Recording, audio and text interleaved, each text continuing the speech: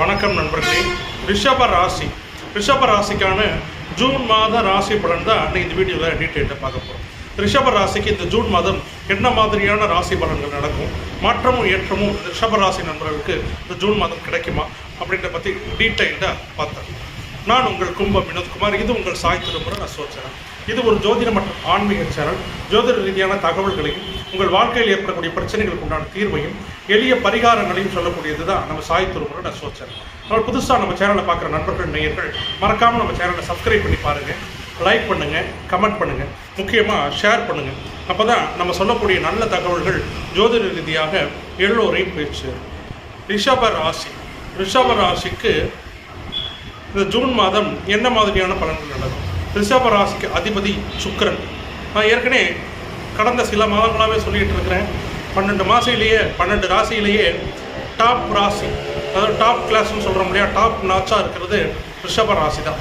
12 ராசியிலேயே அனைத்து நல்ல பலன்களும், அதாவது இந்த 2025 வருடம் நடந்த ராகு கேது பயிற்சி, குரு பயிற்சி, சனி பயிற்சி, இந்த 3 பயிற்சிகளுமே சாதகமாக இருக்கக்கூடிய ஒரே ராசி 12 ராசியில் இந்த ரிஷப ராசி மட்டும்தான்.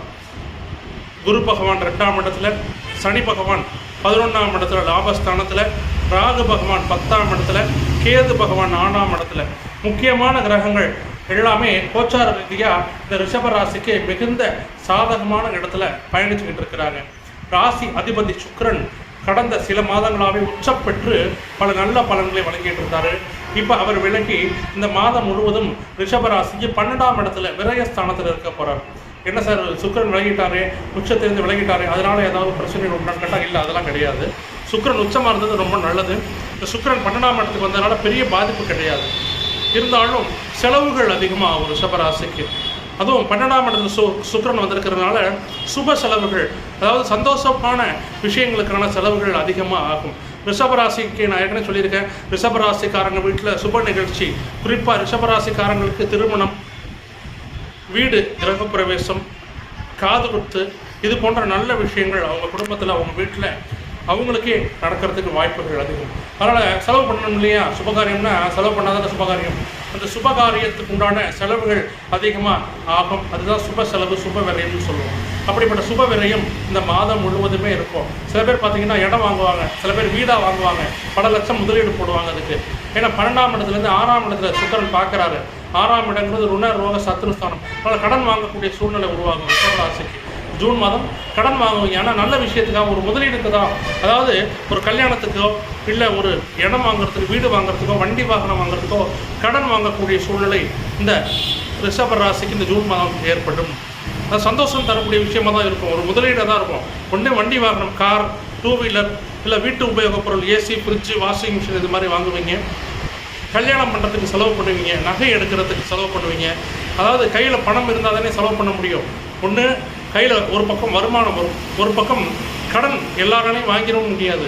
கடன் வாங்கணும்னா அதுக்கு ஒரு தகுதி இருக்கணும். அந்த தகுதி இருந்தால் தான் பேங்க்ல கடன் கொடுப்பாங்க, இல்லைன்னா எல்லாருக்கும் கடன் கொடுத்துட மாட்டாங்க. உங்களுக்கு இப்போ கேட்டால் கடன் கொடுத்துடுவாங்க. அதுக்கு உண்டான மாதம் தான் ஜூன் மாதம். கடன் ஏற்படும். அந்த கடன் ஏற்பட்டாலுமே அது சுப செலவுக்காக வாங்கக்கூடிய கடனாக, அதாவது வளர்ச்சிக்காக, நல்ல விஷயங்களுக்காக, சந்தோஷமான விஷயங்களுக்காக வாங்கக்கூடிய கடனாக தான் அந்த கடன் இருக்கும். நல்ல தாராளமாக வாங்கலாம், உங்களுக்கு பிரச்சனையும் கிடையாது.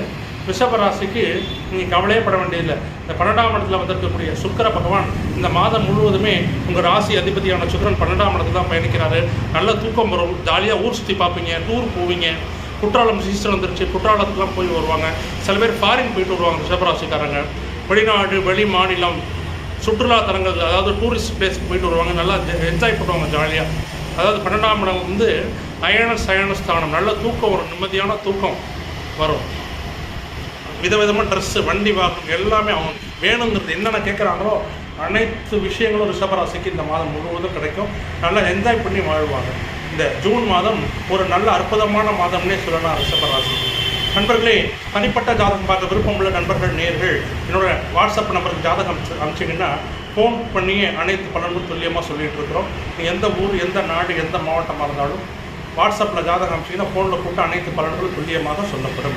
விருப்பமுள்ள நண்பர்கள் நேயர்கள் உங்கள் நம்பருக்கு கால் பண்ணுங்கள், அதை வாட்ஸ்அப் பண்ணுங்கள். நான் உங்கள் கும்பம் வினோத்குமார். இது உங்கள் சாய் திருமுறை அசோச்சனம். நன்றி, வணக்கம்.